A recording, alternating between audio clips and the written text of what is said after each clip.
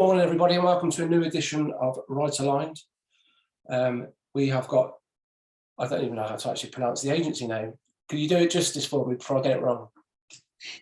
It's a Nihilo. Nihilo. Yeah. Nihilo. Well, you guys are far away from where we are in the UK, which is it's great to have you with us in the afternoon and where you are. Whereabouts are you specifically, guys? Can you just let everybody know? I am in Jerusalem, and Margie. I'm in Beit Shemesh, which is kind of like a sleepy town about 40 minutes outside of Jerusalem. Suburbia. Suburbia, Middle Eastern style. It's a little different, but just as we're getting going, if anybody's got any questions as we run through this, please just add them to the live chat, and then we can ask away throughout or at the end when there might be a little bit more time. Yeah, just please get involved if you want to. It's such a great to be able to have that participation when you're doing it live. So, and anything in the live chat we'll ask later. But as we're getting going, can we ask you individually just to take us back to when creativity and design really first started to play a role in your lives, and just walk us through education, early stage roles, and anything that, even if it wasn't design, anything that you guys have experienced up until the present day, really. If that's okay, start with you, Margaret, please. Sorry, start with me? Yes, please. Okay. Okay, going way back. I grew up in the United States in Indianapolis, Indiana, which is in the Midwest. And I come from like a family of very creative people. My mother is a ceramic artist. She's also a nurse. And my father is a musician. He's also an orthodontist. So we have sort of an interesting balance or like dual focus on sciences and arts in my family that was very influential from a young age.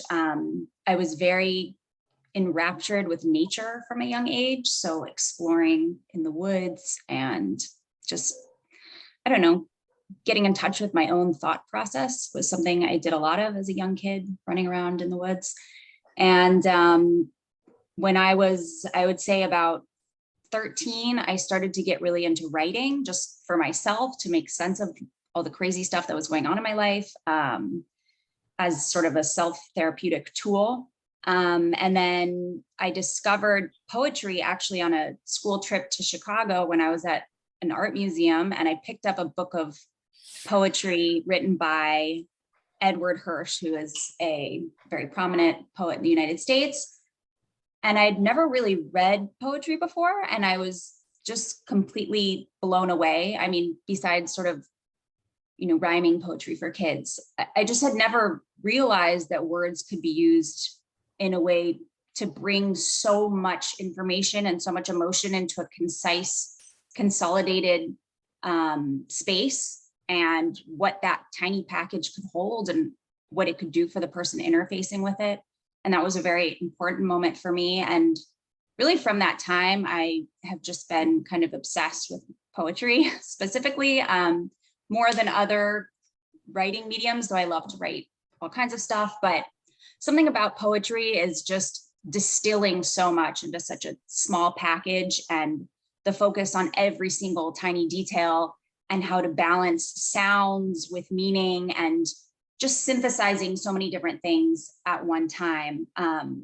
It's just been, for me, like a lifeline. I often say, I have 3 kids, and I often say, I want them to have a creative outlet, not just because I want them to be good at something, but because the world is so insane that I feel like every person needs something, some way that they can sort of like express themselves, and something that's theirs that they can really plug into to help them process life. And that's kind of what writing's been for me. So I ended up taking quite an academic route when I was younger. I got a degree in literature and creative writing. I was considering pursuing a master's of fine arts in poetry very seriously. And then I just had a change of plans, and I ended up here in Israel. I got married, I had kids. I've since then worked in a lot of jobs, just using writing and sort of my more analytical side as well, in marketing, sales, working in high-tech startups. And then I'd say about maybe 5 or 6 years ago, I started getting more into branding, which I saw was a really interesting place where I could use creativity as a tool, but also bring in that sort of scientific analytical side. And those two could work sort of in synthesis to bring out this new entity, whether that be a brand itself or a part of a brand, and specifically working in tandem with other different creative mediums has been really exciting for me, like design in the case of Emunah, or video. I've worked on video scripts, motion, digital. It's been really just eye-opening for me to see how different disciplines can work together to really bring out a more complete story. And I think the further I get into my career, the more I'm able to actually get back to my original love and my first approach to creativity, which is that kind of pure ideation and being able to bring that to life through words. And yeah, I consider myself extremely fortunate because it's just such an integral part of who I am. And since we started Right Aligned, one of the things that's become really prevalent away from the design sort of side of it has been language, has been the use of language, especially in modern branding, and the need to cut through and the need to be a bit sometimes edgy, sometimes sympathetic, sometimes just, just on point. Is that something that you, that sort of, that background and love for language, is that sort of become quite seamless for you because it's sort of rooted in your childhood?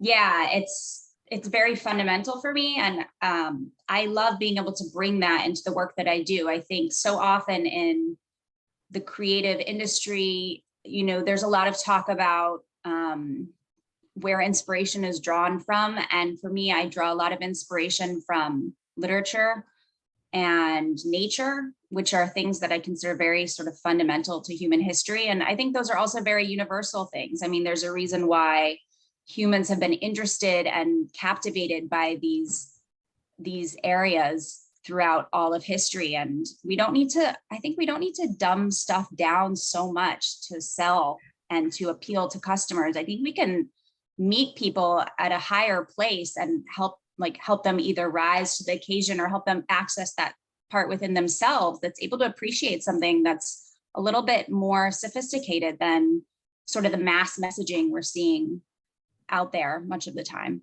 Yeah, I think that's something we're good to come back to actually a little bit later, because I completely agree. But just until then, Emunah, is it okay for you to do the same as what Margaret's just done? Just lead us through your background. Absolutely. Okay, so I grew up also in the Midwest in the US. I grew up in a place called Cleveland, Ohio. I am one of six. I'm the youngest of six children. And, that was big family life. Great. I grew up in this kind of suburbia town.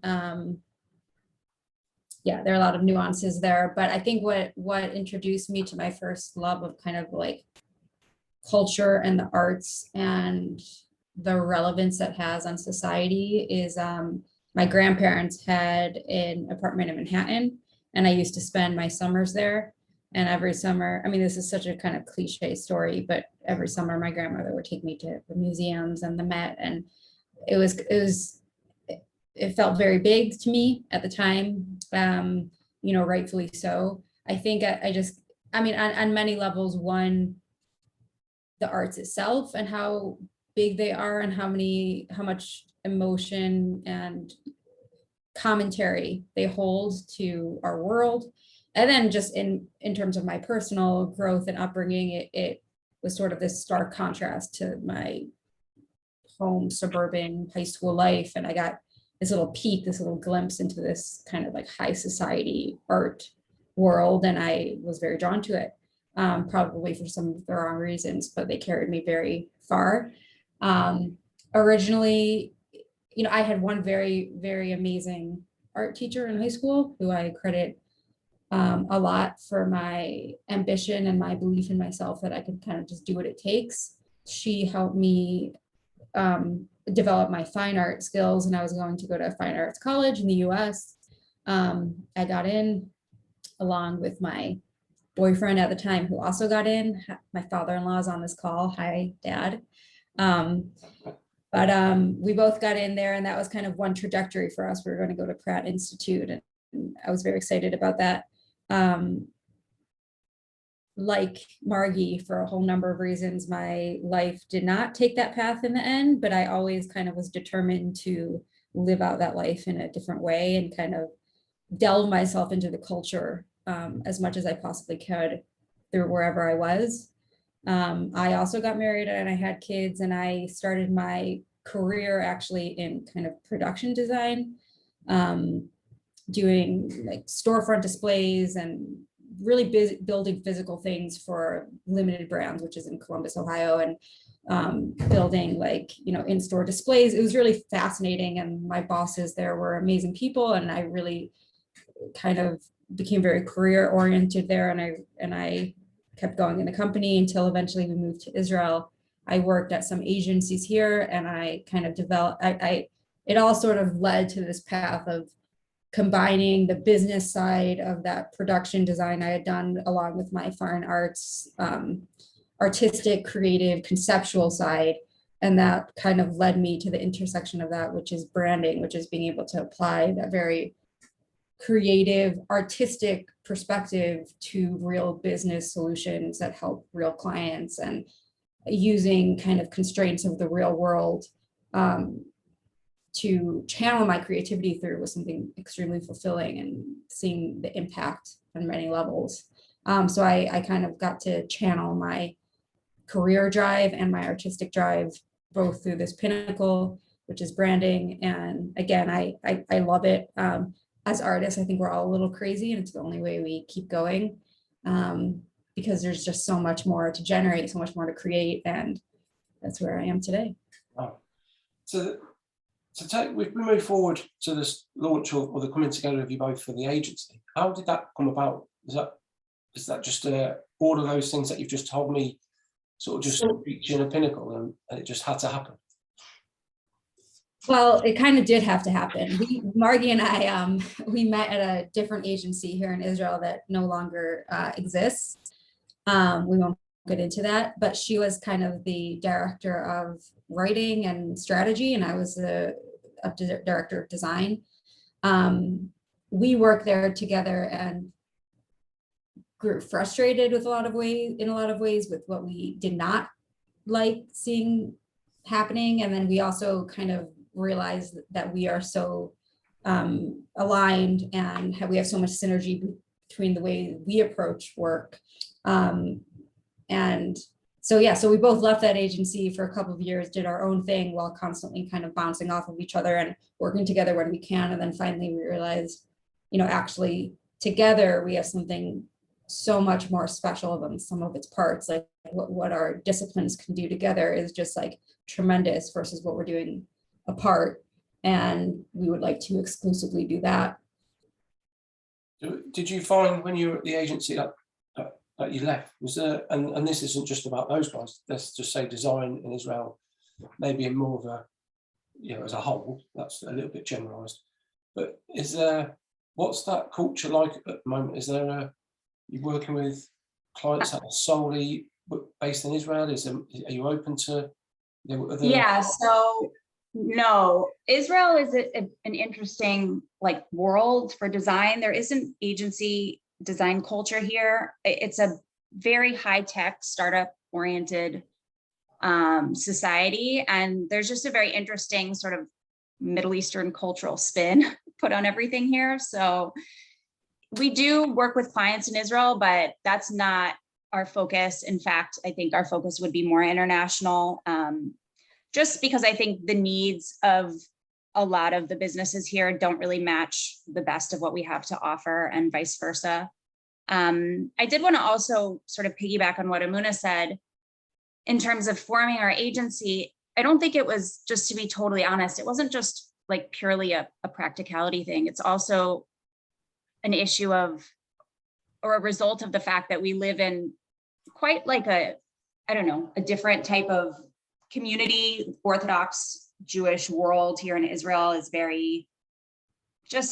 it's very distinctive, and I can't even explain all the nuances of that. I can't even begin to explain that, but finding each other, I think, was really important for us, because we do have these very, very intense and significant creative aspirations, and it's of an extreme value to us. And that's not the mainstream in the communities that we live in. It's just not really the mainstream approach. You know, there's always individuals, but it's been sort of like a refuge for us to be able to come together and build this agency, which represents this very high level approach to creativity that is not really such a value in our society, at least in, you know, our immediate community. So that's also a really important part of it. So really, that must be both really exciting, but I imagine somewhat nervous at the same time, from the idea that you, I presume, like what we were saying before we came on live, there was really the work is in sort of subconsciously inspired by your surroundings and your experiences and the culture of where you are, but also it's aimed at the global market, if that's the right way of putting it. Maybe not a market, but you know, you put an output out there because of this is what you believe in, and this is what you think design stands for, etc., etc. Is there any sort of judgment level on that where you feel that that's people in Israel might not be interested in that, or is it just that's you're just not really aiming at those guys? It's just more from a wider market that is looking to get clients and commissions from. We have so much to say about this. We're always at the tension of internally of, you know, why are we doing this and where is this coming from? And on the one hand, we've always been firm believers of like, this is about the work. Like, we're not, don't look at us like women, don't look at us like too Orthodox women, don't look at us like Jews, don't look at us like people who live in Israel. We produce good work. That is what we do. Judge us for our work, hire us for our work, etc. And I think that was a necessary point for us to start off with, because that's kind of what propelled us forward.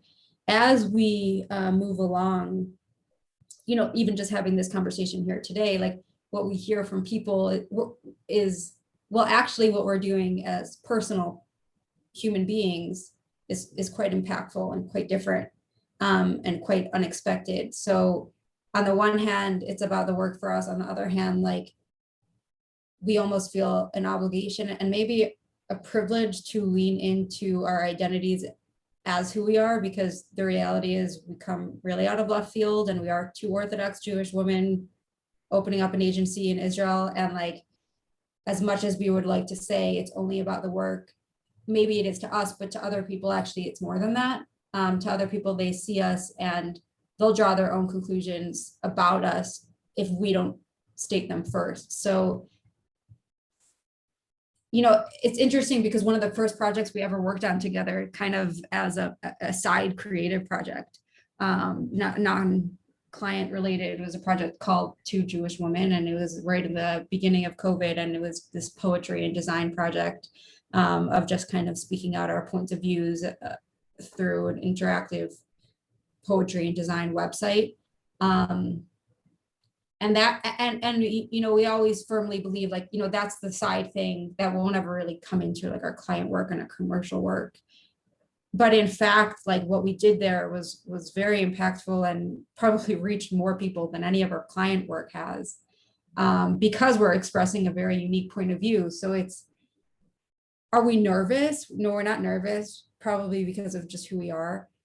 We have very supportive lives and families and husbands and friends and everything like that, and we think what we're doing is quite great. But yeah, it's always this tension. It's always this back and forth of how much do we lean into our identity and how much do we need to speak about it versus just putting forth the best work that we possibly can. And I've noticed myself purely through doing this. I've been a designer for over 20 years and not had any really attention, like you say, about client-based work, because it is what it is at times. You know, it's dictated by their rules a lot of the time. But by doing this is allowed us to allow other people to express their genuine opinions. That, you know, it's not, they can't say certain things because they're being paid by someone. This is just us having a conversation. Like you're saying about that initial project that you both did. that must be really liberating to be able to just sort of say, this is who we are. We can tell everybody. You guys knew that, and your close circle of friends knew that, but from the rest of the world, especially the rest of the creative world, wouldn't have known. So by being able to step into that realm of being just authentic, is so empowering to other people. Well, I hope, as well as yourselves. Yeah, it was scary at first.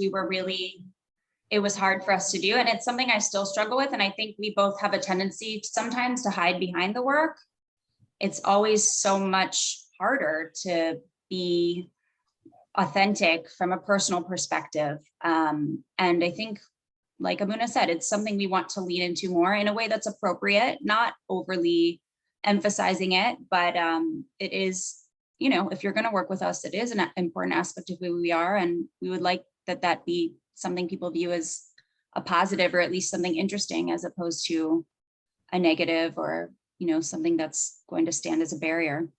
Yeah, fingers crossed that will be, I can only hope, maybe it's just being a bit idealistic, but that there's people out there that are whether it's clients or the creatives, collaborators, partners, etc., well, they're people that just respect that because of that's who you are, that's what you do, as opposed to it being I hope so. a negative. Yeah. I know we don't live in that much of a perfect world, but we can only hope. And what that moves me on actually to more about Israel, and as I was saying earlier before we came on again, about what we get told based in the UK and Western world, etc., isn't always the most positive of spins on what happened. Is what you see on a day-to-day basis, is there a culture for design? Is there a hunger for it? Are there people similar to you guys that are starting up things, creating independent projects or businesses, maybe pushing a different rhetoric to what we get told by the media? So Israel is an interesting place because it's very small, but it's extremely diverse. And there's almost there's hundreds of little worlds within this tiny country. So in general, there is actually quite a rich arts and design scene in Israel, where I think there's a lot of very interesting things coming out of this country, a lot of innovation. I think because it's such a new country, there is actually kind of a startup bootstrap in vibe and attitude here that allows for a lot of fresh thinking and a lot of creativity. I would say in a general sense. In the Orthodox community, things are much more, I don't want to say censored, but contained. It tends to be more of an insular approach. So there's actually a whole world of Orthodox design agencies and copywriters and designers, both here in Israel and abroad. And it tends to be quite circular for the most part, in that they work with each other and they work with Jewish businesses. And there's nothing wrong with that, but the standards don't tend to be as high when you're not really comparing yourself or aiming for industry standards or universal standards. And that's a struggle that we have. And it's something that bothers us and that we would like to help change, I think. Is that a case of safety in numbers, do you think, in that respect? Like there are, for a lot of cultures out there, people that sort of stick together. Yeah, it's definitely it's a comfort, it's a safety. There's benefits to that approach, it's community, being tight-knit. But when it comes to creativity, I don't think putting a lot of barriers in that regard is really what's best. Yeah. Moving on to something maybe a little bit lighter. I've noticed you guys have had a raft of sort of coverage in some of the more mainstream press in the UK as well as further afield. It's nice that design, creative boom, etc. Wondered how that came about and how that's those people. Did they reach out to you? Did you reach out to those guys? Is it a bit of both? And that must be great to have that sort of exposure. Yeah, I mean, that goes right along with what Margie was saying in terms of industry standards, and that we put a very high expectation on ourselves from the get-go. Is we want to be compared to the best. We don't want to be compared to the best within any X community. So we looked straight away towards, very practically speaking, we recognized early on that we are not living in a geographic place with a tremendous design community we don't have such, or strong kind of networks from our education lives of creatives. We need to create that network and press for ourselves on the internet. That's how we were going to become known and kind of grow our network. We reached out to every single publication.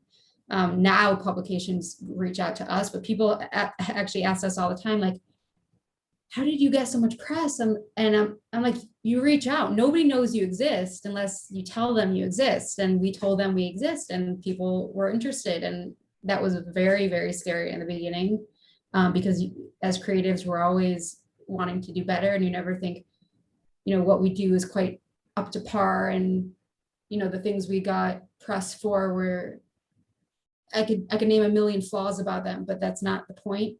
We had a relevant point of view where people were interested in it. And we really just grew a lot of camaraderie within the creative industry. Like we were speaking earlier, like it's very supportive. People are very supportive and nurturing of us and surprised and just wanting us to grow and like succeed. So yeah, we continue to reach out. We continue to send our projects out when they're launched, and sometimes they make it, sometimes they don't, but we see it as a like very nice way to get your name out there in a way that's authentic, and through publications we actually respect, and through people we respect. Yeah, I think there's a lot to be said for, again, going back to the UK, it seems like we're very saturated with creative people, and there's nothing wrong with that. There's when you see agency after agency and freelancer after freelance, it can become quite hard to just distinct the whole thing, because it's very much sort of in your face, which is amazing for us because we get to speak to so many great people. But imagine from a actual trying to generate income and sustainable business, that must be quite difficult.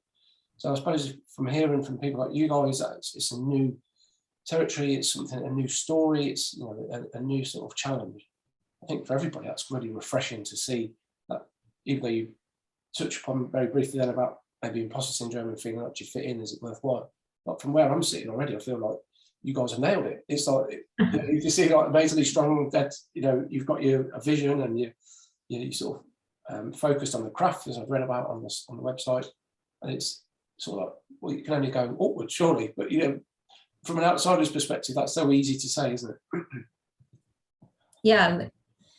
Yeah, I mean, there's one other audience that we haven't really spoken about in terms of deciding how we present ourselves, and that isn't directly related to what you were saying, but that's the other kind of creatives within the Orthodox Jewish community who, when they see what we're doing, are actually inspired and ask us how we're doing it, and like we're the chance to give them kind of a voice or another route that they can take is not lost on us, and I think has recently become more evident to me that like that what we're doing could help other people do the same thing, and that's very empowering. That always takes one person or one team to put their head above the sand and sort of say, this is possible for us as a community or a group of people or a race, religion, etc., we can change things, or we can do things better, or we can do it our way. That's a fair play to you for doing that, because it would just carry on as it will. Things always stay the same unless they're changed, out there challenged. And you don't have to change. This is what we would like to do, and we will keep doing it. If you'd like to do it too, by all means. If you want to keep doing what you're doing, that's also great, but just know that this is an option. Yeah, 100%. I just wanted to go back to what you mentioned earlier about the dumbing down language, Margaret. I think that's fascinated by. I recently watched Irvine Welsh, the author of a Sky Arts series documentary he did about being afraid of cancel culture as language, and should we go back and write every book in history, or stop telling jokes, or delete television programs that reference certain things. And I sort of see it sort of slightly fits into that, where we have to sort of really make everything so plain that it sort of ticks every single person's box, because we're not all the same, are we? And do you find that in someone that's so heavily involved in language? Is that something that you see being done, and is that something that you sort of fight against, or believe in it should be, you know, done in? I think because I'm coming from a point of view which is, I would say, primarily like emotion driven. Most of the work I do for brands is not, it's not expressing opinions as much as it is creating like an atmosphere. So if I worked as a journalist in the past, and I found what you're describing now to be very challenging. And I could imagine in today's climate, it would be even more challenging. And I actually don't know how I would deal with it. But in the work that we do, it's really more about tying together disparate ideas and images and creating, like I said, an atmosphere, bringing forth different emotions, helping people relate to something, which is actually quite universal. And of course, we have to be careful to be sensitive, especially when it comes to things like cultural appropriation, or, using language that would only apply to one type of group. But it doesn't come up in the actual branding work we do as much as I think it would in other types of writing. And I'm grateful for that, because it sounds really stressful.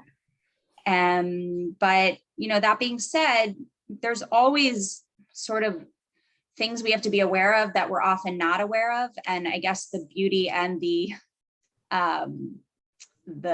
I don't know if you call it the dark side or the detriment of the internet is that they'll tell you right away. You will know right away whether you screwed up or not. And that's kind of scary and intimidating, but it also is a self-correcting force. And so I would say it's not a huge factor in the work we do. And I'm actually really grateful for that.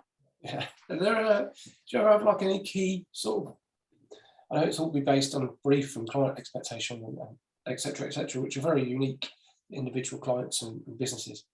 But do you ever follow a sort of a pattern where there's, say if there was, like if you were building a brand, we would tend to sort of select certain assets and pad things out around it, and start to fill it out from there once you've got the core backbone. Do you do that with language?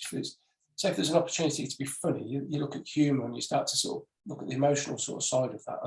Or if it's sensitive, you have a similar process where you build around a word or a phrase or a collection of words.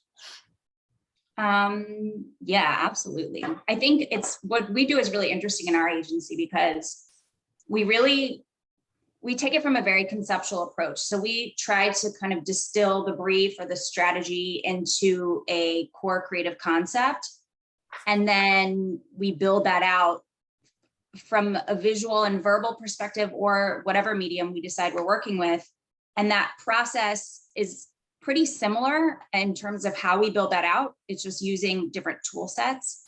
And yeah, I would say it certainly follows that type of pattern. And it's a visual process as well, because even though it's verbal, it's words, the way that the words look physically together is something in and of itself.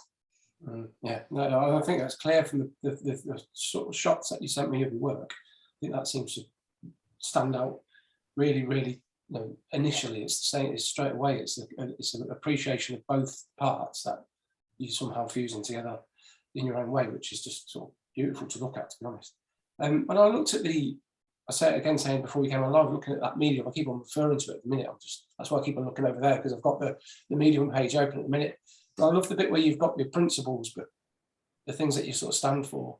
Then also, which you don't see very often, because we seem to, or the agencies that I know of, we talk about ourselves quite a lot, but you don't necessarily always see what they don't want, or what you don't really, the people you don't want to be working with. How did that come about? Was that just something that you feel within yourself over time that you've built up at other agencies, and you just thought, well, we're going to do this thing, we're going to start our own agency, but this has got to be a clear definition of what we do and do not want? I think it actually came up, again, I don't have the Medium article open, so I don't remember offhand what all those don'ts were, but I think it actually came up through a lot of pent up frustration. That's kind of as the culmination of our starting our agency, that was a lot of the force behind it. Of we had been dealing with some things over and over again, whether it was in our freelance world or whether it was through previous agencies, and we just realized that so many things were not lined up to produce the right work, and we just came out like guns a-blazing, saying like, no, we will not do this, we will not do that, we will not do that. Like, it's just enough of this, like, you know, pandering to expectations. This isn't what produces the right work, we won't do it, period. Obviously those are all put to the test all the time, and we try to really live by them, but we're both very like kind of passionate and extreme people, and we like to do things all the way. So that's just kind of part of our personality, and even putting something like that in a Medium article can be off-putting to future clients, and we're fine with that, because just don't work with us if it's off. Yeah. I think I've got it, like I said, I've got it here, number 4, it just says ego. I think that's brilliant. That's just Yeah. That's what all of us think that, don't we? But we just haven't always got the balls to say it. Yeah. And that idea of it might be off-putting for clients, or they might find that a bit sensitive, or whatever, however they might approach that.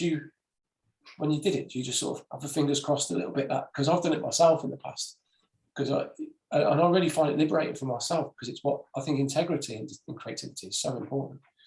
But sometimes you need to pay the mortgage or feed the children or X, Y, Z, and you can sometimes lose sight of those things because of that. So what we've found very practically is when those times come and we need to pay the mortgage, there are 2 ways to do it. Either you do, you know, good projects for crappy people, or what you think would be a good subject matter, or you do kind of poor subject matter, something that you're not as interested in, but for very, very good people and for, you know, lower budget. So we always put the people first. We'd rather take a lower budget project with good people than a higher budget fancy project with egotistical people. And that's not even altruistic, that's extremely practical. The work just will not come out good if there's ego involved. There'd just be too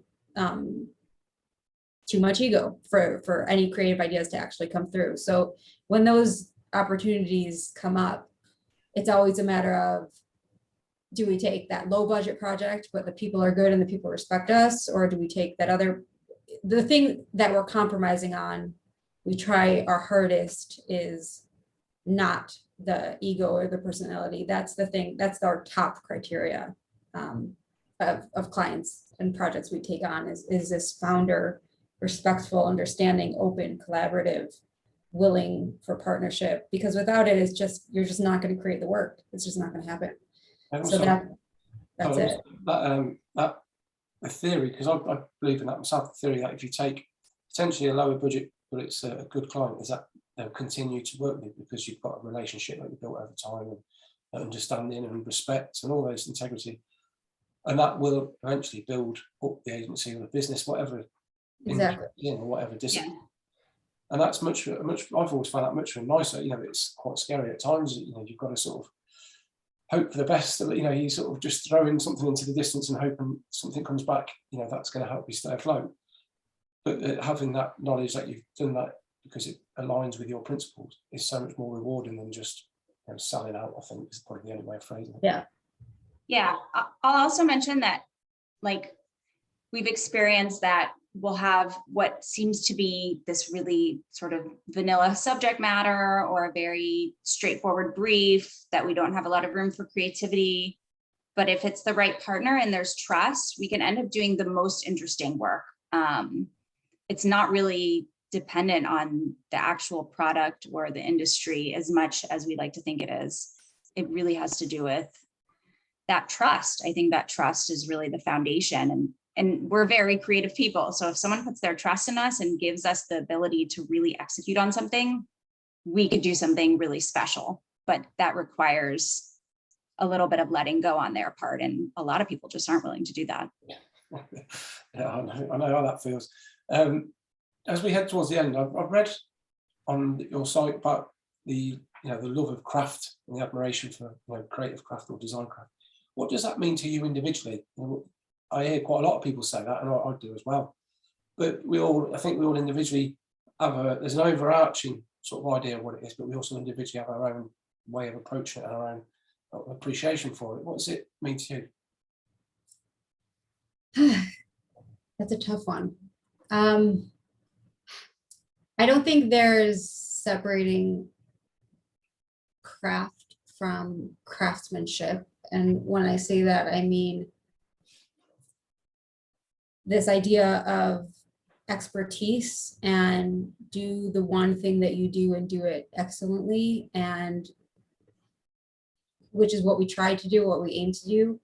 We also see the mediums in which we use, which we consider our craft, as just some of the mediums that brands can be expressed through. So other mediums besides for, pictures and words or sounds and feeling and live experiences and things like that. And when it comes to craft and when it comes to craftsmanship, it's about partnering with the experts in every single vertical craft to, channel the brand through, whether that's sound and working with sound artists, or whether that's a developer. Every tool that we have at our disposal can either be just plug and play and a means to an end, or it can be seen through craft, and it can be seen through as an opportunity and something to take advantage of to make this brand or this expression or this communication even better. And I think that's what craft means to me. It's this idea of taking advantage of all opportunities to the greatest degree, and not just seeing them as kind of technical executions. That's really interesting, because I think when I was growing up, there was this idea that craft was an old art form, or it was something that was steeped in tradition. But I think the more I've been involved in creativity, it's more about how you deem it yourself, and you can push that in any way you want. And that was perfectly said with, like, say, sound or animation or illustration, all these sorts of things. It's all about Exactly. what your specific and language for you guys. Obviously, it's half of the main part of what you do, and that would be something different for Margaret as it would be for Emunah, wouldn't it? So it's, I suppose it's harnessing what you've got and what you love and maximizing it. Right? Yeah. I think for me, like when I think about, I always go back to poetry because that's my fundamental art form. But there's what you would call like the craft workshop. And in the craft workshop, we're talking more about technique than we are about content. Small details like syllabics and the way syntax and punctuation and like the connecting pieces between the words that create something altogether different. And that's kind of how I frame craft and branding as well, is, those small details and those differences in approach that really lend themselves to a very impactful difference in the way the brand's presented. People say the devil's in the details or the beauty's in the details. And I think for us, it's not just about being obsessive and detail oriented, because a lot of people talk about that. It's about, I think, kind of going along with what Emunah said, like harnessing the power of every detail, really bringing out the nuance, because something that I'm really passionate about is nothing is black and white. There's so much nuance in the world. Everything is many things at once. And that's kind of what it is to be a person. And so much of marketing and advertising is very straightforward. I think bringing out a little more nuance and a little more craft and honing in on those different details is a way to honor that nuance and that subtlety that is kind of all of our experience. I think that's something sort of unique in the way we create work, is really focusing on those nuances and subtleties and figuring out how we can really use them to our advantage and to the advantage of our customer and our client. Brilliant. You also, Margaret just reminded me of something else too, which is when you talk about poetry and how there are forms to it.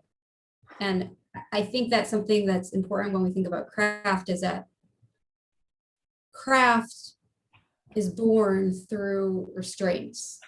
If you think of any high level craft, carpentry, anything, any form of musician, it's because there's this very clear set of rules that need to be abided by in order to make the perfect outcome, the perfect pitch, the perfect like wood notch. And I think that in our work, that's something we're paying attention to. We hear about the idea of restraints often in creative work, but it's this idea of, actually creating as many walls as possible so that when you have delivered the final outcome, it is exactly what it's supposed to be and nothing else, nothing more and nothing less. And that's, I think, how, craft is not the same thing as just this unleashed creativity. In fact, maybe it's the opposite. You need to be able to harness it in a very, very specific, pointed, distilled place in order for it to be, exact and exacting and exactly what it should be. Yeah, that's amazing. I think that's a perfect place to leave it. It's just been such a pleasure to speak to you both about, everything. I think we've covered a hell of a lot in such a short amount of time. I think we could go on for a lot longer, and maybe we'll have to do something a bit more detailed in future, just because I think from my perspective and the people that we ultimately aim these events or these talks at, which was originally during COVID, was a younger demographic.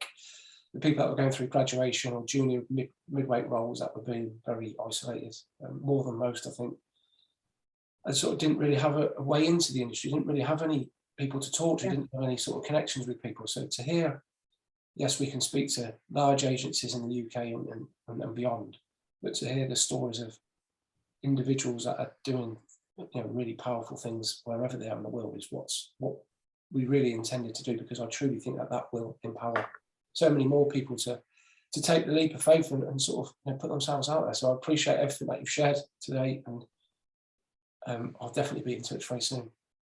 Thank you so much.